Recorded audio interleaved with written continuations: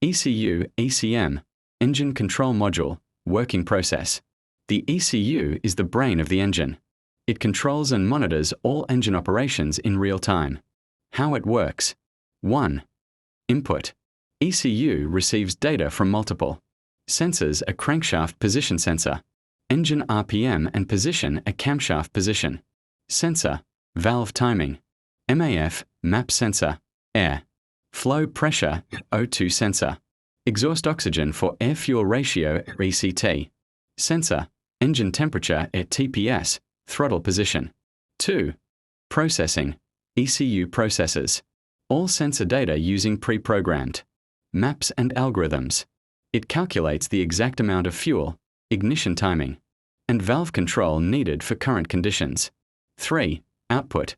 ECU sends commands to actuators of fuel injectors, controls injection pulse width, air ignition coils, fire spark plugs at correct timing or idle, air control valve, maintains idle RPM, a VVT solenoid, adjusts cam timing.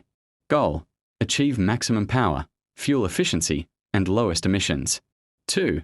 TCU, Transmission Control Unit, Working Process. The TCU is the brain of an automatic transmission. It decides when and how to shift gears. How it works. 1. Input. TCU receives data from vehicle speed sensor, current road speeder, input, output, speed sensors, transmission shaft speeds, TPS, driver throttle demand, transmission fluid, temperature sensor, a brake switch, gear position switch. It also gets data from ECU via CAN. Bus 2. Processing. TCU uses shift maps stored in memory. Based on speed, load, and throttle input, it decides the optimal gear and shift timing. It also protects the transmission from damage. 3. Output.